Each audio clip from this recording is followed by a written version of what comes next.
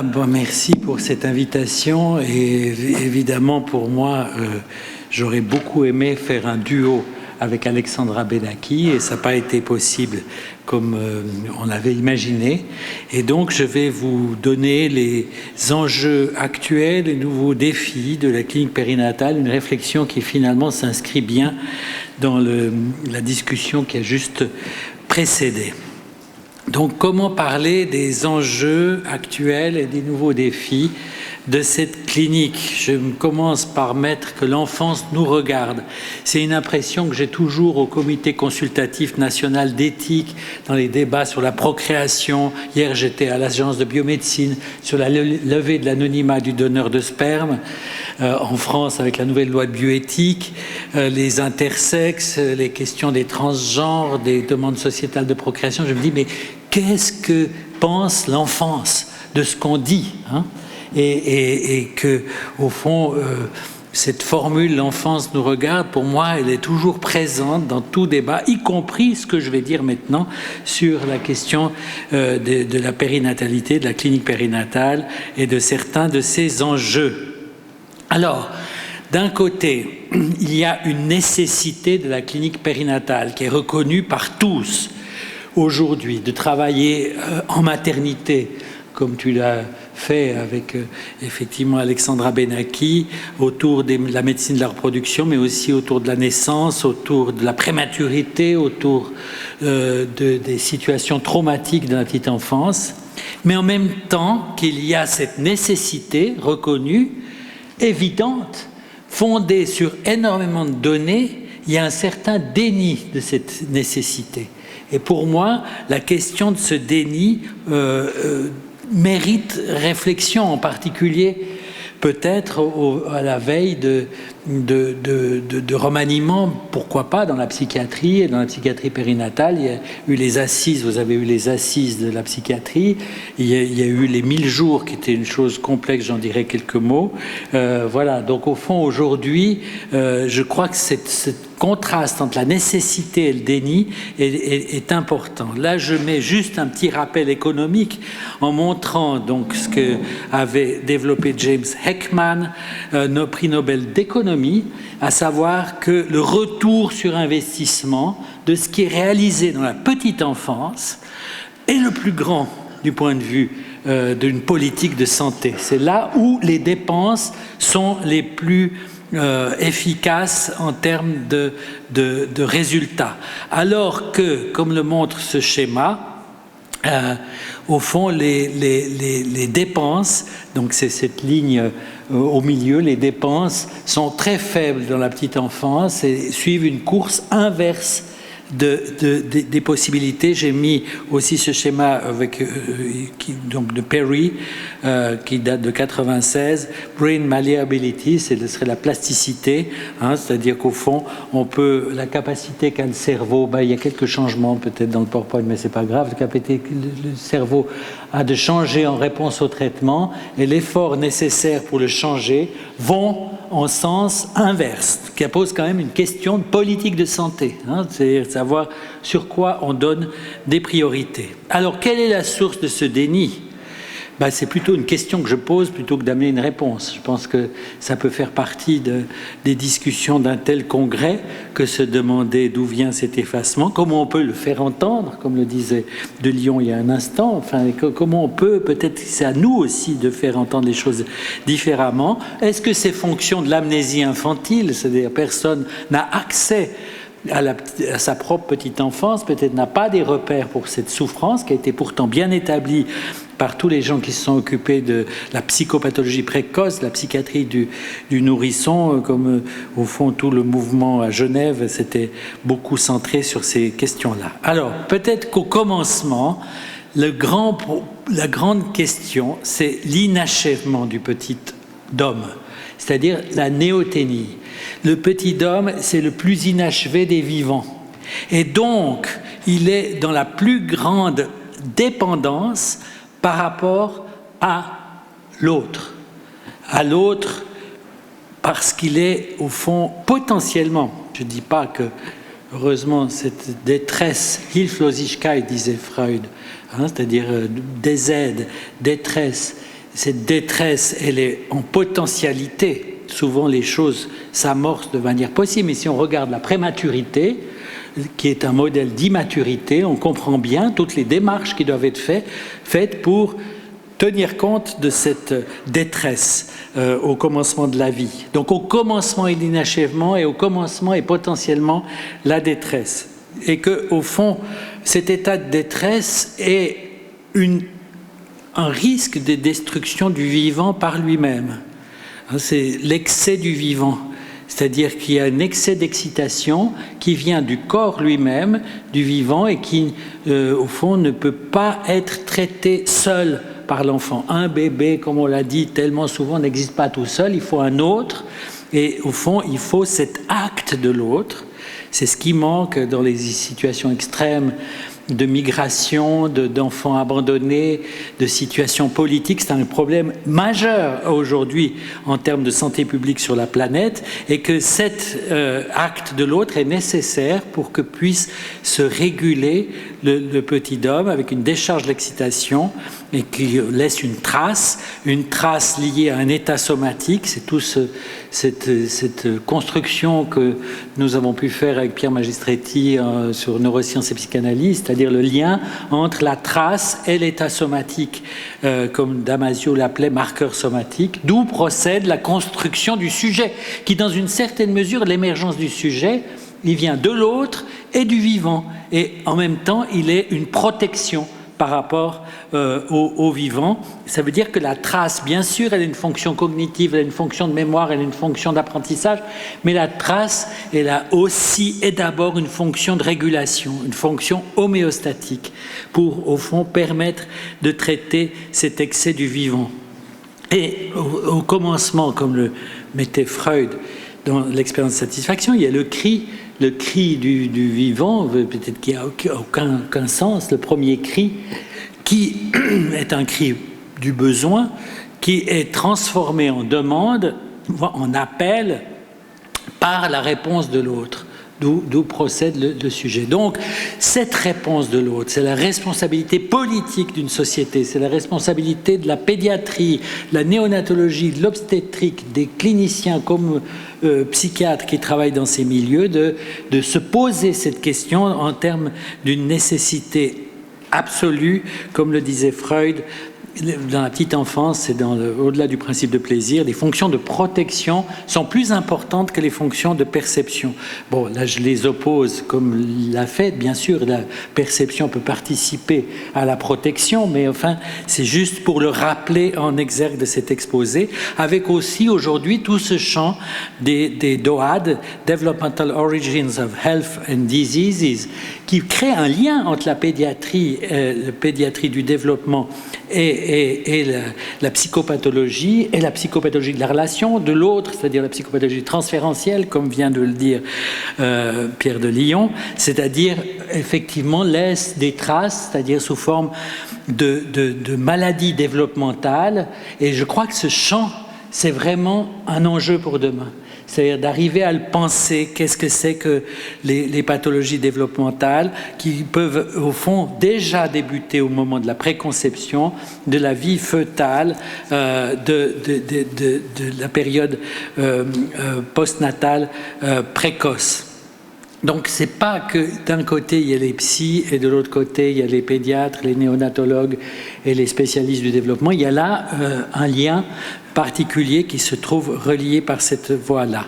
Bon, au commencement est l'inachèvement, et je dis, d'où la détresse, l'excès d'excitation, et ce qu'on peut appeler le stress prénatal et périnatal. Je montre ici un tableau de Lupien qui date de 2009, mais qui a marqué, qui était dans Nature Review of Neurosciences, et qui montre, au fond, le concept de vulnérabilité individuelle acquise à travers le développement, celle-ci en lien avec l'exposition à des stresseurs divers. Et au fond, ça introduit depuis le champ des neurosciences la question de l'unicité, c'est-à-dire de trajectoires individuelles qui peuvent évoluer en fonction d'un rapport à l'autre. Et dans la période prénatale, la période postnatale, dans l'adolescence, dans l'âge adulte et dans l'âge plus avancé. C'est-à-dire qu'on voit là qu'il y a une continuité développementale, mais surtout des trajectoires individuelles. Ça implique toute une réflexion aussi sur notre psychopathologie. Comment arriver à combiner ces données de trajectoires individuelles avec notre conception de structure psychique qui aussi, bien sûr, impose une certaine logique. Donc, le stress prénatal, le stress périnatal, le stress postnatal implique des psychopathologies du développement. Là, je mentionne juste très rapidement une grande étude qu'on avait faite à Genève, qui est toujours en cours, sur le stress et le développement précoce, à travers une collaboration entre des cliniciens, psychopathologues, des neuroscientifiques et également des généticiens et également sur le plan des neurosciences translationnelles avec des modèles expérimentaux à l'École polytechnique fédérale. Bon, il s'agissait, pour dire rapidement, d'étudier la place du lien entre les stress précoces et la psychopathologie au long cours dans la prématurité, dans la situation de la prématurité. On a toute une cohorte de prématurés qui en fait était à Lausanne, que j'avais lancé cette étude sur le devenir des prématurés, la violence, l'exposition à la violence et d'autres événements. Je prends juste sur la question des prématurés pour vous montrer l'ampleur de cette problématique. On a étudié 73 prématurés de moins de 33 semaines, comparés à 36 nouveau-nés à terme.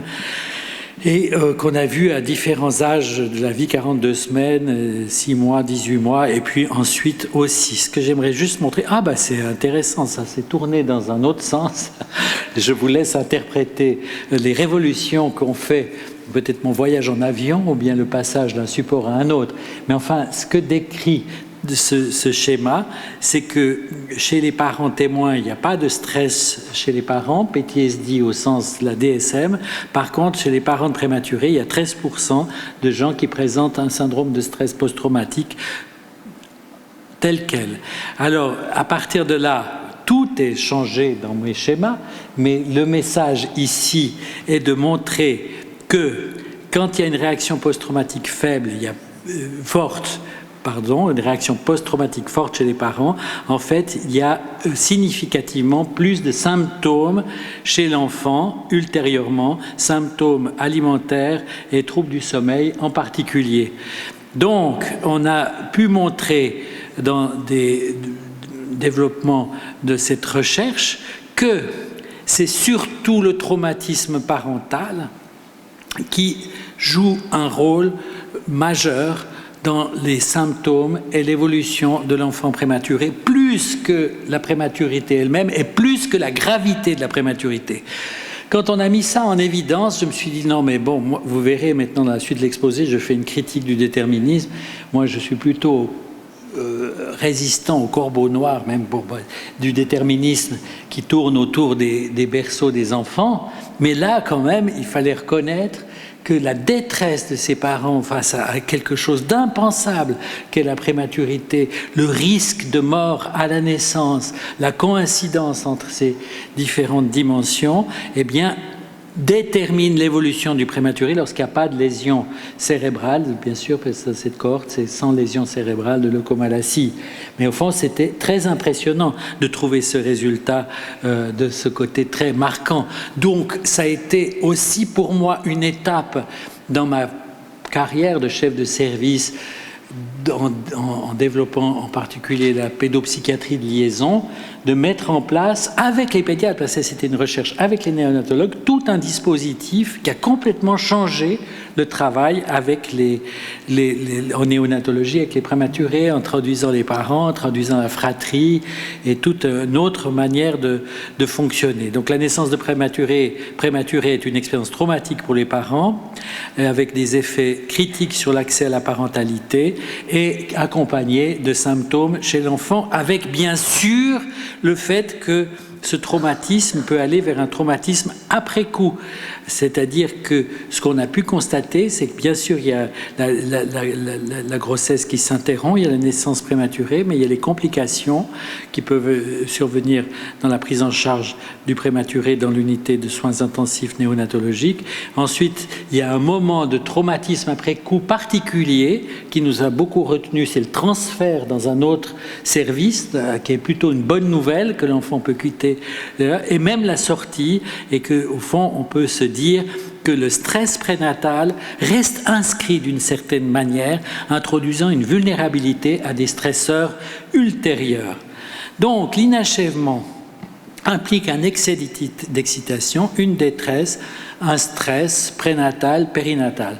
La grande question, c'est est-ce qu'il y a une trace de ce stress, c'est-à-dire de ce traumatisme, est-ce qu'il laisse une trace?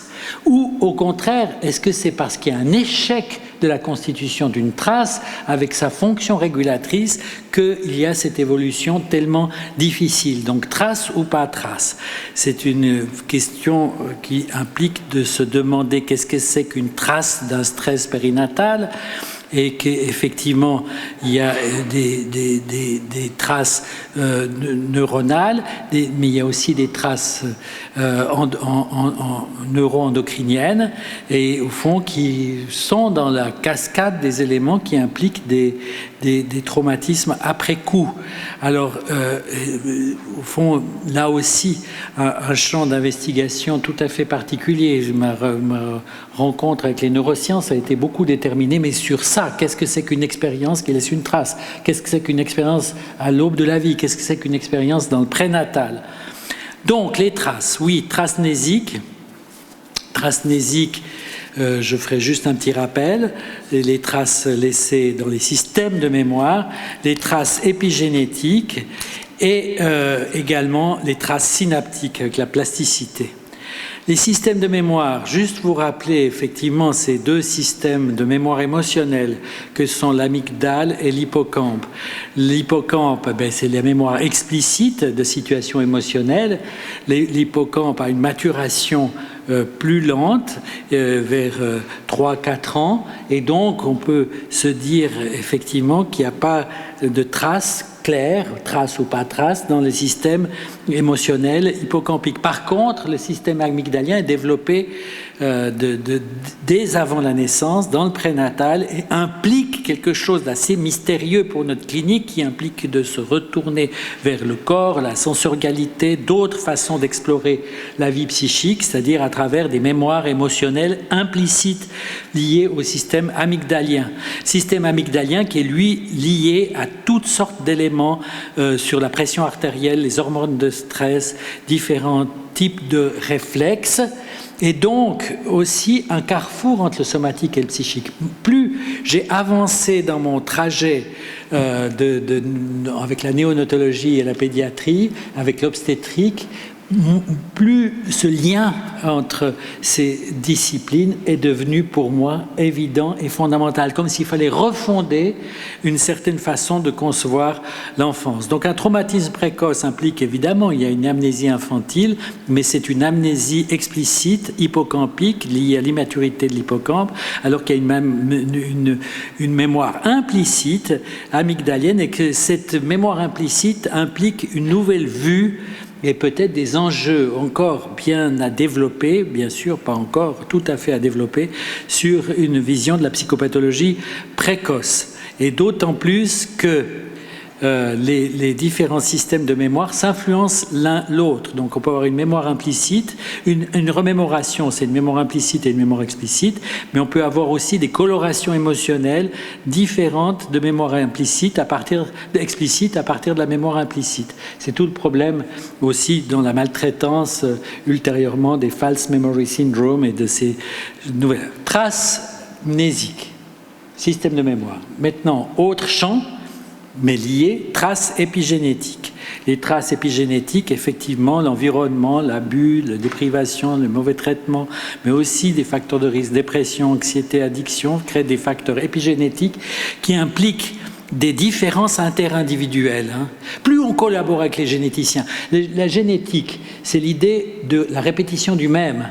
Mais en fait, la question véritable des enjeux de la génétique, c'est la production du différent. Et les différences interindividuelles qui sont au centre de ça, et que là, l'interaction avec la question épigénétique est absolument fondamentale, avec toute la problématique, la méthylation du DNA, et effectivement qui sont une sorte cette méthylation qui est une interface entre l'environnement dynamique et un supposé génome fixe. Donc, il y a une nécessité, si on veut, pour aussi les généticiens d'une collaboration avec la pédopsychiatrie, avec la psychanalyse, avec la psychopathologie, en particulier celle qui implique la relation. Je rappellerai juste que de temps en temps, on oppose génétique et épigénétique, comme si l'épigénétique était la libération de la génétique. C'est deux systèmes qui sont en interaction, mais c'est quand même deux modèles à la base déterministe, c'est-à-dire que le génotype implique des transmissions intergénérationnelles, alors que l'épigénétique implique aussi des transmissions intergénérationnelles de quelque chose d'acquis. À Genève, on a, dans cette étude que je vous ai montrée sur Synapsie, enfin avec Dan Schechter et tous les collègues, dont Ariane Jacobino, généticienne, d'ailleurs ce schéma est de Ariane Jacobino, on a montré la transmission intergénérationnelle de traces épigénétiques liées à des situations traumatiques précoces. Par exemple, exposition à la violence et autre chose. Donc, c'est des systèmes où on est dans une ligne de détermination intergénérationnelle. Ce qui implique aussi la question, là je vous ai mis la couverture, il y a quand même une petite déformation sur les couleurs, il n'y a pas de carré dans le coin là, c'est-à-dire c'était une couverture qui m'avait frappé de Nature en 2014, Don't Blame the Mother, autour de l'épigénétique. Puisque au fond la question de la prévalence de l'épigénétique et de la génétique pouvait amener à avoir une position trop lourdement critique sur les mères. Quand on pense que c'est souvent les psys qui ont été accusés de cette vision, on voit que c'est un problème partagé autour d'une certaine vision du déterminisme. Et donc, là, le haut est caché aussi, mais enfin, l'idée aussi, c'est de dire qu'il y a des facteurs épigénétiques préconceptionnels qui laissent des traces épigénétiques, mais il y a aussi une inégalité génétique face à l'épigénétique. Et Ariane Jacobino, qui participe à ces échanges qu'on a ensemble, a montré l'inégalité génétique face aux perturbateurs endocriniens, par exemple. C'est-à-dire qu'il y a des déterminations génétiques d'une certaine sensibilité à des facteurs épigénétiques. Plasticité. Je passe rapidement la plasticité qui m'a par contre beaucoup occupé. Plasticité neuronale, prix Nobel en 2000 de Kandel. L'expérience laisse une trace dans le réseau neuronal. Variation du nombre et de l'architecture des synapses, variation de l'efficacité synaptique, réarrangement structurel. Donc, au lieu d'opposer une causalité psychique et une causalité organique, eh bien là, de nouveau, on a une révolution épistémologique puisqu'on a une causalité psychique qui participe à déterminer l'organisation de l'organisme. Donc vraiment, une révolution scientifique au sens de Kuhn, un changement de paradigme. Alors, après cela, l'idée, ce que je viens de vous présenter, c'est des éléments de continuité. Une expérience, une trace nésique, épigénétique, neuronale. Mais au fond, s'agit-il de continuité seulement? Il y a aussi une discontinuité. Et j'aimerais parler maintenant des facteurs de discontinuité. Quand je parle de discontinuité, c'est discontinuité dans l'inscription.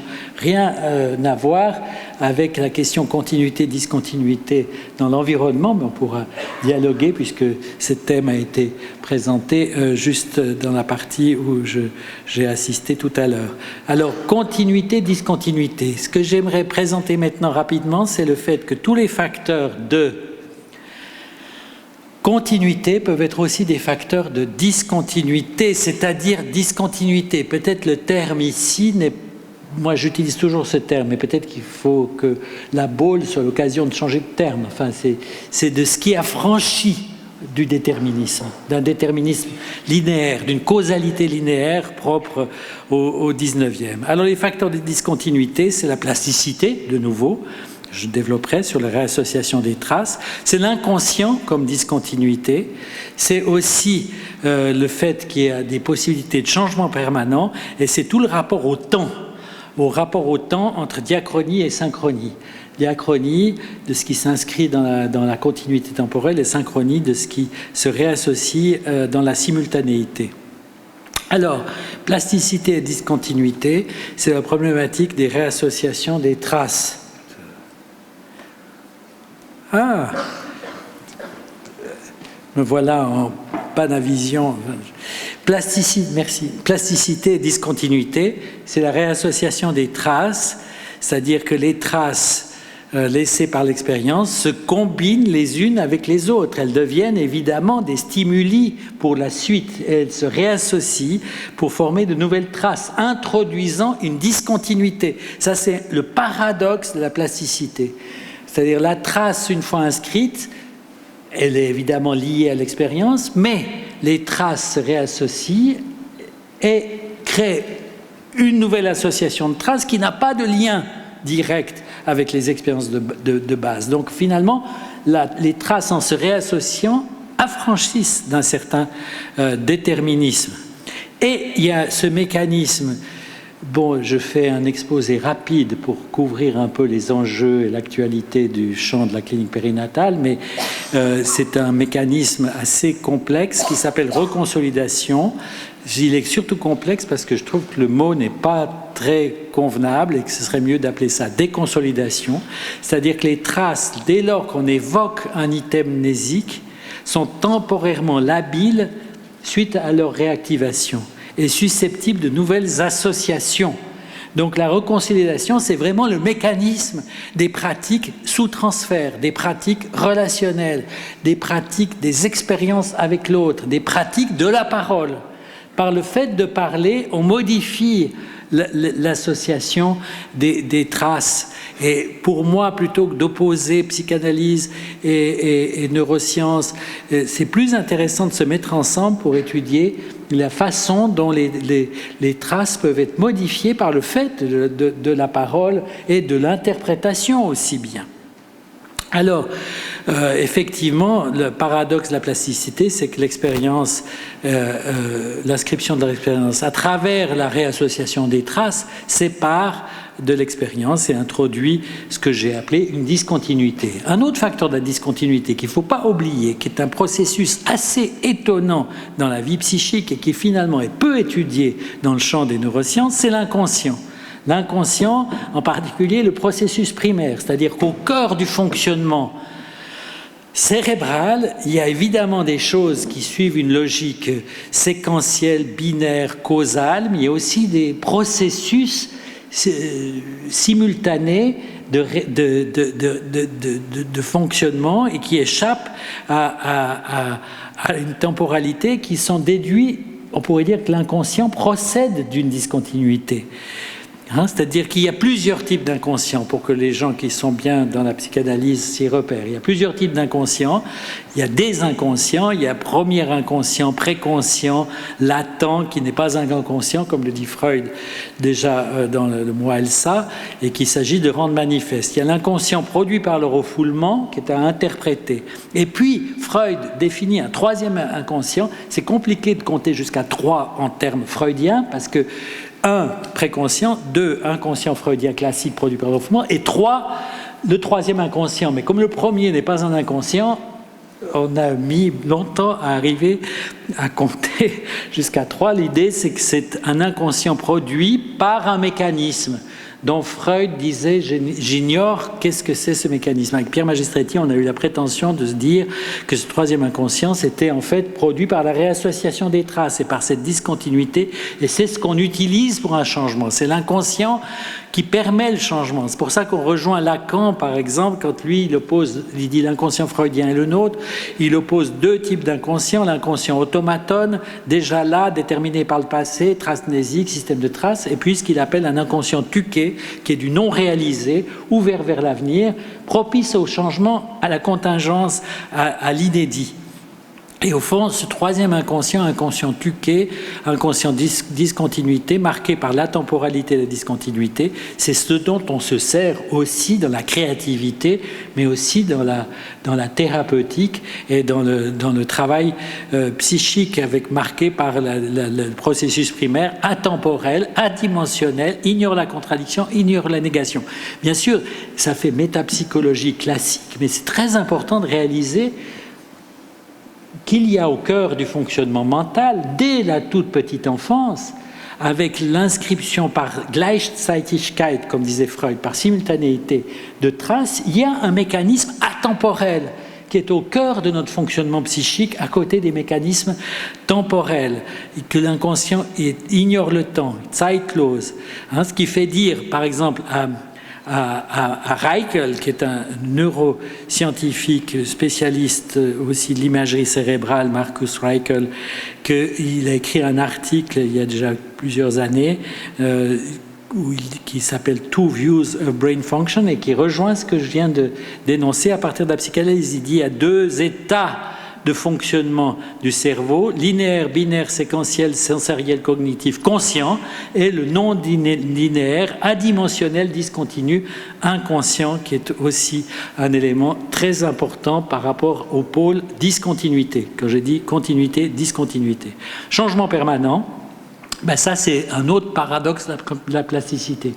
Le fait que l'expérience est une trace, mais que ces traces peuvent se réassocier à travers, produisant une discontinuité, fait qu'il y a un changement permanent dans l'organisation du cerveau, ce qui fait dire qu'on n'utilise jamais deux fois le même cerveau. C'est Hérodote appliqué aux neurosciences. On ne se plonge jamais deux fois dans le même fleuve. Pourquoi on ne se plonge jamais deux fois dans le même fleuve?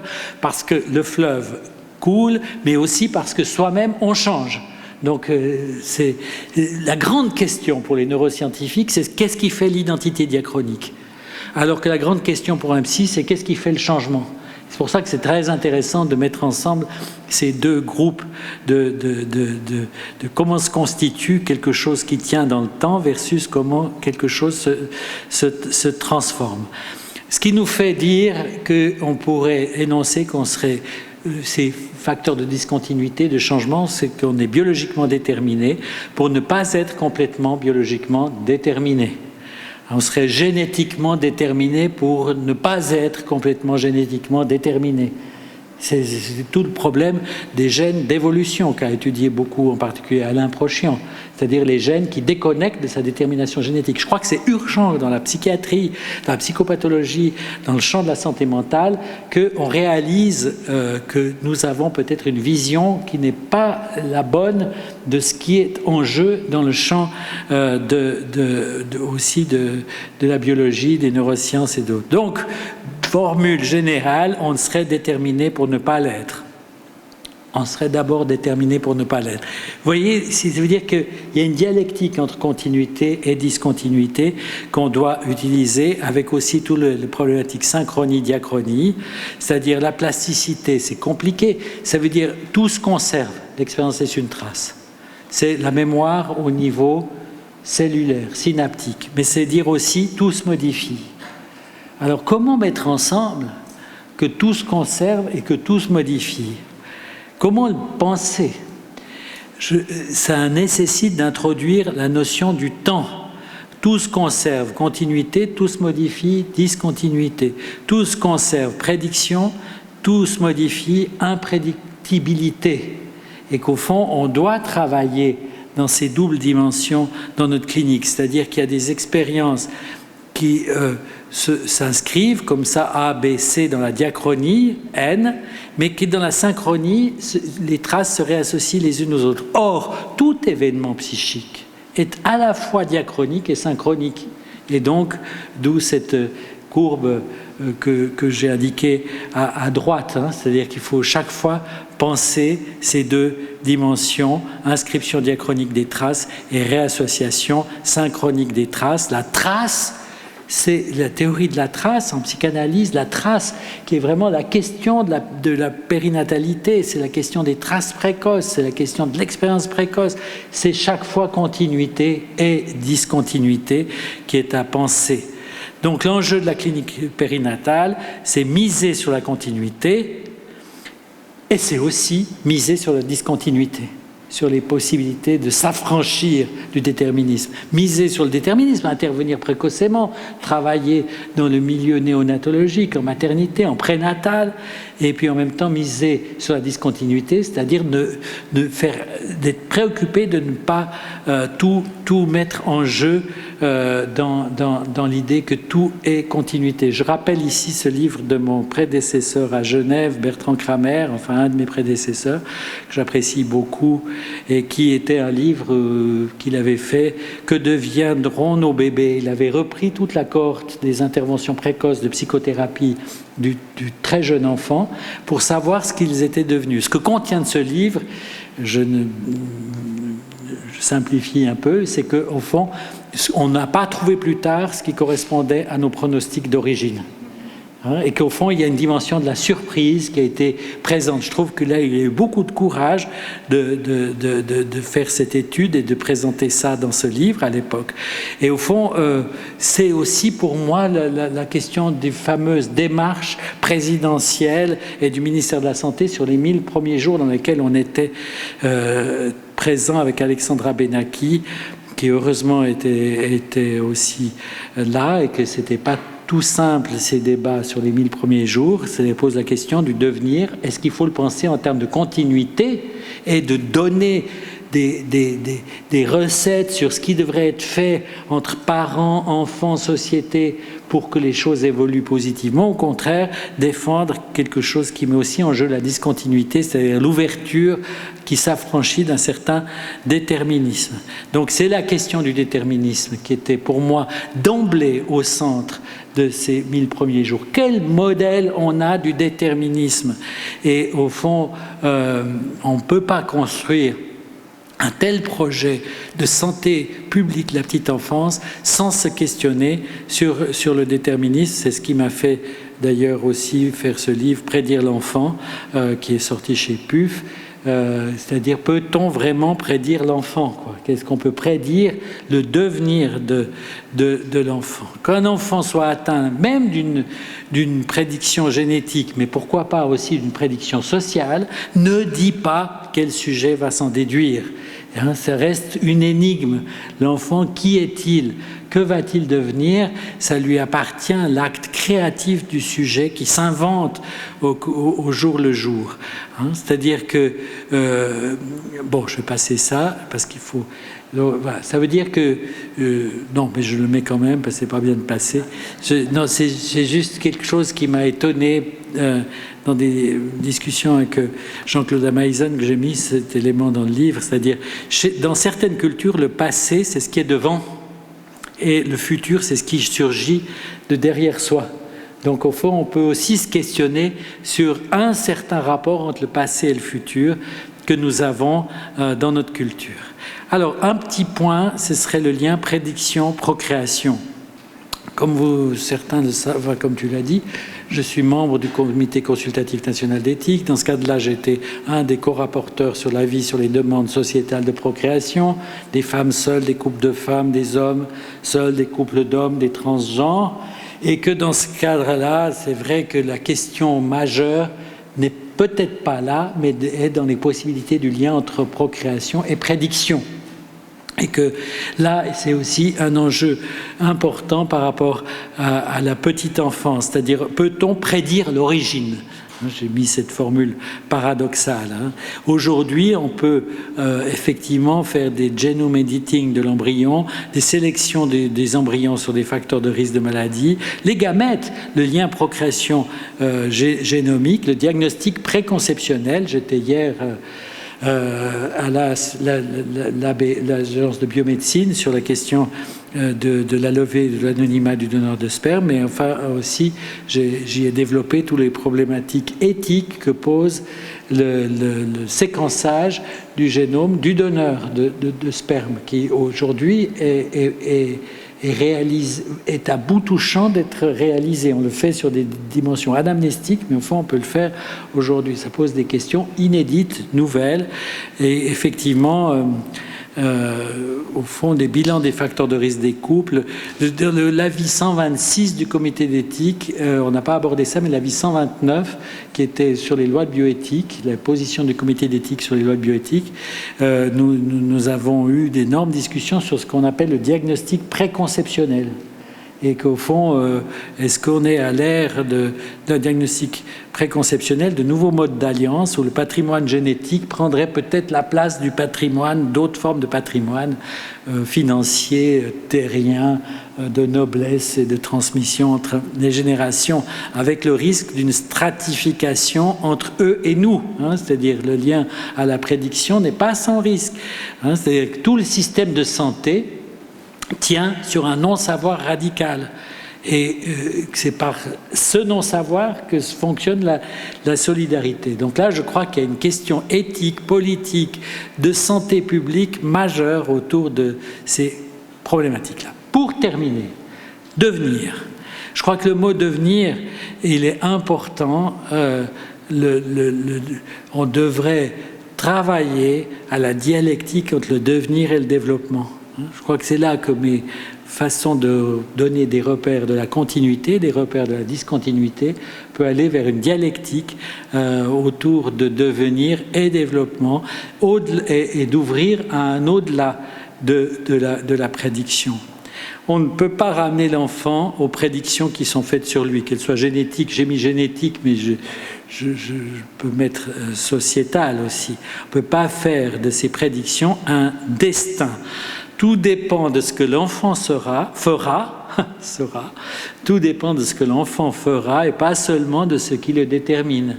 C'est-à-dire que toute la place est à donner à ce que l'enfant va réaliser. Tout dépend de ce que l'enfant fera, de ce qui le détermine.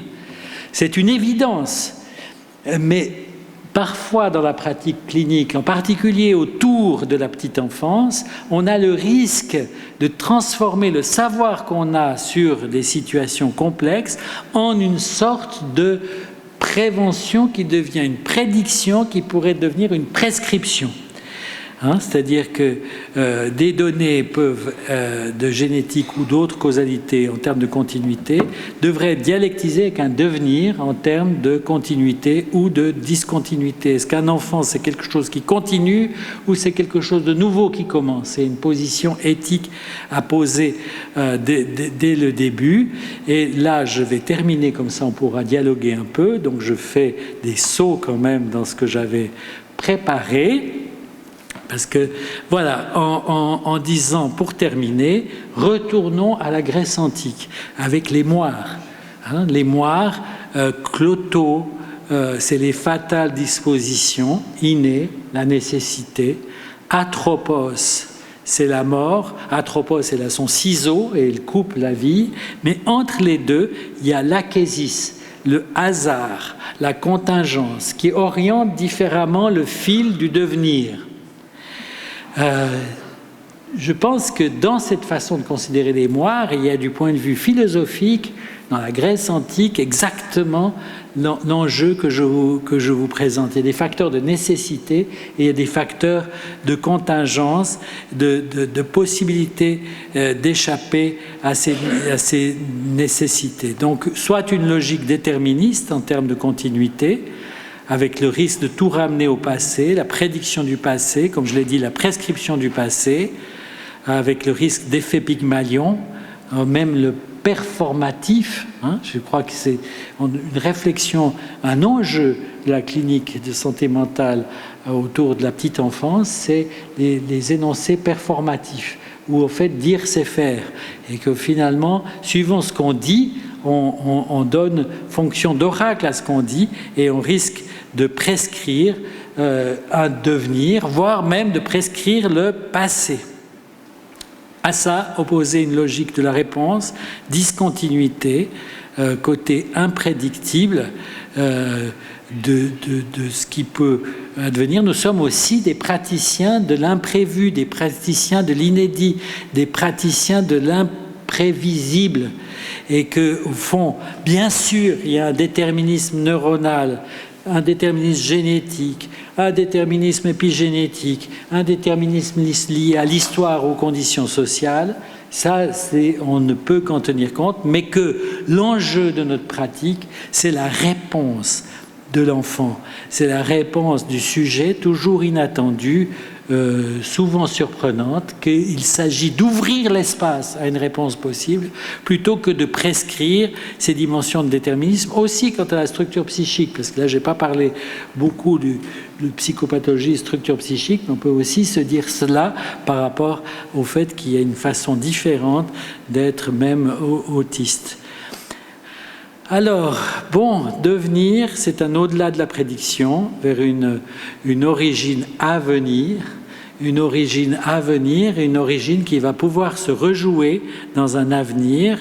Et effectivement, cette origine à venir, elle est fonction de la rencontre, elle est fonction de l'acte clinique. Elle est fonction du fait qu'il puisse exister au moins une personne à un moment particulier, que ce soit un professionnel ou quelqu'un d'un environnement social, qui pose un acte qui permet aussi de créer les conditions que le sujet puisse s'inventer, puisse devenir l'auteur et l'acteur de sa propre vie, dans un temps zéro, comme j'aime l'appeler, le temps zéro, qui est kairos, un temps, tout à l'heure vous avez mentionné aussi la question du temps, un temps spécifique, c'est-à-dire celui de la rencontre, de l'acte clinique, qui est au fond entre T1 et T2 du temps. On a tendance à appliquer un raisonnement rétrospectif. T2, on le rapporte à T1, mais l'enjeu de notre pratique, c'est au présent, dans ce temps zéro de l'acte clinique, entre lorsque ce qui était potentiellement n'est plus, et ce qui sera potentiellement n'est pas encore. C'est là que se situe l'enjeu de l'acte clinique. Donc je remets mémoire en disant, il y a les fatales dispositions, il y a la mort, la nécessité, et entre deux, il y a la rencontre, la contingence de la rencontre, et qu'au fond, nous sommes des figures de l'achésis dans la façon dont on se débrouille. Bien sûr, on ne peut pas nier les nécessités, mais il faut se dire que là, il y a quelque chose à mettre en jeu pour permettre un devenir propre à chacun, à condition d'une rencontre. Telle est l'actualité et l'enjeu de la clinique en milieu périnatal. Voilà.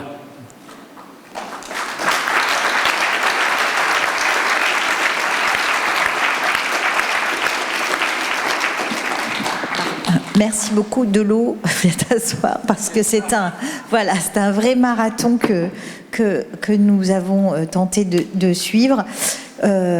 Énormément de commentaires, d'idées, de remarques, mais pour pouvoir laisser éventuellement tout petit temps d'échange, il me semble, pour faire une discontinue entre la précédente intervention en duo, celle que j'imagine, parce que j'ai dans la tête plusieurs personnes, grâce à des rencontres merveilleuses que j'ai pu faire et dont de nombreuses sont dans la salle, je crois que c'est toute la question, en effet, de la prédictibilité de la non-prédictibilité, c'est-à-dire de la capacité à penser en termes de périnatal. On l'a déjà évoqué avec Pierre de Lyon et Louis Vallée, d'un modèle probabiliste qui autorise précisément le fait qu'il y a une tendance, et que cette tendance va faire que tout ce que nous allons faire, ce n'est pas en vue de confirmer la tendance, mais au contraire d'ouvrir le champ des possibles, en tenant compte du fait qu'on est dans un modèle probabiliste et qu'en effet il y a des choses qui laissent plus ou moins, et plus on s'éloigne du périnatal et plus on a vu que ce n'était peut-être pas les mêmes ouvertures qui étaient possibles, et donc évidemment ça implique une réflexion de ce que l'on va proposer en fonction des âges, et je pense qu'aussi il est très important, parce que je pense que tout le monde a été très très sensible, en tout cas surtout au vu enfin quand même d'une certaine ambiance difficile pour la psychiatrie, la pédopsychiatrie et parfois l'ensemble du champ de l'exercice de notre profession, sur l'écart entre ce que l'on va devoir faire pour demander quelque chose à un niveau groupal, au niveau de la population, les 1000 jours, ou pour le périnatal, mais toutes sortes d'autres choses pour nos professions, et ce que l'on fait au niveau, quand on est dans la rencontre singulière avec nos patients. Et que très souvent, il y a un grand écart là. On cherche à pouvoir justifier et appuyer et donner des éléments dont on voit bien dans plusieurs présentations que ça fait 10 ans, 20 ans, 30 ans, 40 ans, au fond, qu'on sait un certain nombre de choses. Tu reparlais de Kandel. Kandel, c'est quelqu'un qui avait publié, lui, dans le American Journal of Psychiatry, un appel à faire dialoguer la psychanalyse et les neurosciences. Et ceci avant le décodage du génome.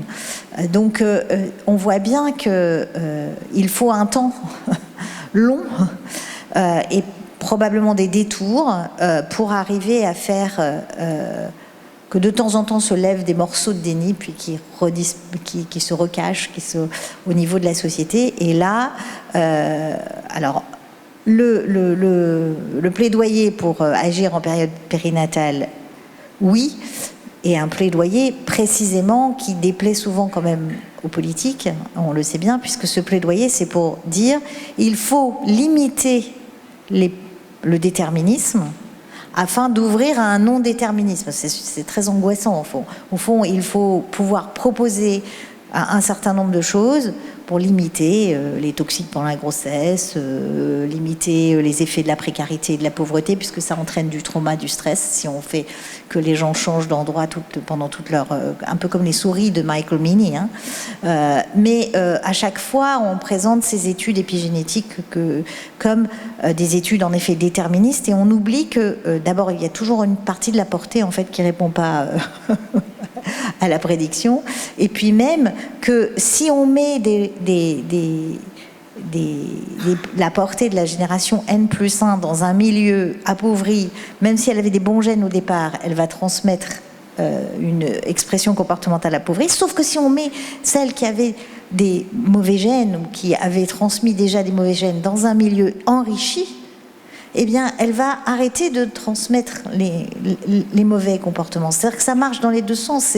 C'est effectivement ce qui serait le propre du petit homme, c'est de pouvoir bénéficier de cette possibilité d'adaptation grâce à ce qu'on apporterait de différent.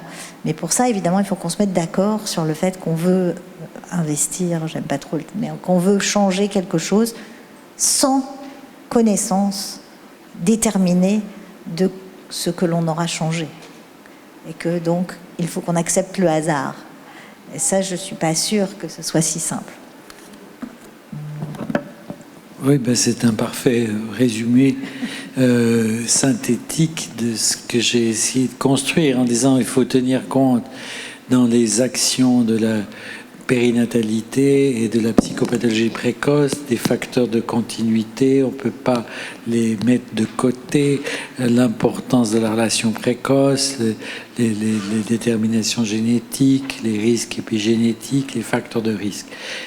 Et de l'autre côté, il faut intégrer à ce modèle les facteurs de liberté, de discontinuité, de s'affranchir du déterminisme, qui sont tout aussi importants et qui utilisent presque les mêmes voies. C'est pour ça que j'ai fait cette construction, continuité, discontinuité, il y a presque les mêmes thèmes dans continuité, discontinuité. Finalement, même la mémoire, elle est continuité et discontinuité. Voilà. Pour, au fond, se dire que ce qui compte, c'est la façon dont l'enfant va faire usage de ce qu'il détermine. Et que ça, pour moi, effectivement, ça dépend beaucoup de la rencontre. C'est-à-dire que peut-être ce qui est à risque de manquer de grands programmes politiques, organisationnels de prise en charge des populations périnatales, c'est qu'on mette entre parenthèses la rencontre. Alors peut-être qu'il faut utiliser d'autres termes que la rencontre, c'est pour ça que j'ai dit acte clinique. Comment il faut le qualifier pour dire qu'il y a quelque chose au croisement entre le continu et le discontinu qui se passe dans le T0 de la rencontre. Et que là, il y a des dimensions de serendipity, il y a des dimensions de surprise, il y a des dimensions d'imprédictibilité. De regarder un enfant par rapport à ce qu'il détermine, c'est différent que de le regarder et de le rencontrer dans le présent d'une relation et qui ouvre peut-être à sa propre réponse. Donc il faut quand même en psychiatrie d'enfants et d'adolescents de type hospitalière, psychopathologie, clinique et tout, on a une certaine tendance à vérifier ce qu'on sait. Donc on fait des synthèses et on dit, voilà, tel enfant il présente tel truc, mais c'est rapporté à telle chose. Au lieu de se dire quelle réponse est en train d'émerger malgré tout. C'est un autre... voilà. Donc suivre la logique de la réponse plutôt que suivre la logique de la cause déterminante. Et ça, c'est une épistémologie à transmettre dans la formation des gens qui travaillent en périnatalité. Alors bon, comme tu le dis au terme de ta synthèse, ça pose la question du hasard, de l'inédit. Le terme de serendipity est intéressant parce que serendipity, c'est trouver autre chose que ce qu'on cherche. Je crois que c'est quand même ça qui est à la base de la clinique. Trouver autre chose que ce que l'on cherche. Mais que, comme disait Walpole quand il parlait de la serendipity au XVIIIe, c'est trouver autre chose que ce qu'on cherche et avoir la sagacité de s'en servir. Donc écarter la répétition du même pour se servir de l'inédit. Ça, c'est quelque chose qui est peut-être difficile de transmettre dans la formation et dans le travail clinique en psychologie. Bon, voilà.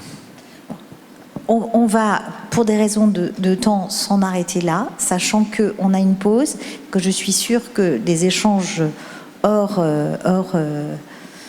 temps officiel sont possibles. Je te connais, tu es très facile à aborder pour échanger, avec toujours beaucoup d'intérêt et de gentillesse. Et donc, comme nous avons une pause avec un café littéraire et qu'il ne faut pas empiéter sur chacun des morceaux que toute l'équipe vous a proposé et organisé, je vous dis dans une demi-heure et nous sommes à disposition et François est arrivé il y a peu de temps mais il ne repart pas dans la minute. Merci beaucoup.